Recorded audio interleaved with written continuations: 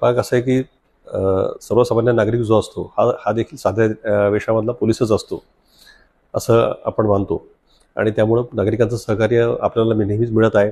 आपण आता म्हटलं त्याप्रमाणे नवरात्र आहे, दसरा आहे, त्यानंतर लवकरच्याच काळामध्ये दिवाळी देखील येते. या काळामध्ये महिला वर्ग विशेषतः मोठ्या प्रमाणामध्ये रस्त्यावर गरबा असेल, दांडी असेल ते खेळण्यासाठी असतो, खरेदीसाठी असतो. दिवाळीची खरेदी देखील आता सुरू झालेली आहे. त्यामुळे या काळामध्ये महिला वर्ग मोठ्या प्रमाणामध्ये रस्त्यावर असतो. या दृष्टिकोनातून आपण साध्या आपलं दामिनी पथक असेल, निर्भया पथक असेल, त्यानंतर गुन्हे शाखेची आपली साध्या ड्रेसमधली पथकं असतील, साध्या वेशामधल्या महिला पोलीस असतील, यांना आपण मोक्याच्या ठिकाणी आपण जिथे गर्दीच्या ठिकाणी त्या ठिकाणी आपण त्यांना नेमलेलं आहे.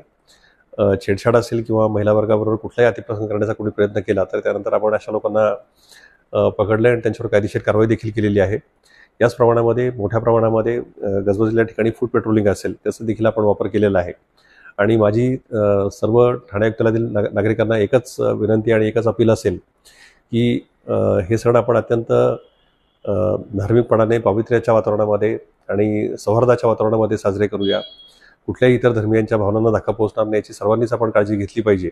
आणि अशा पद्धतीनं एक सांस्कृतिक सण म्हणून, एक धार्मिक सण म्हणून हे सर्व सण आपण मोठ्या आनंदाने साजरे करूया यासाठी माझ्या देखील हार्दिक शुभेच्छा.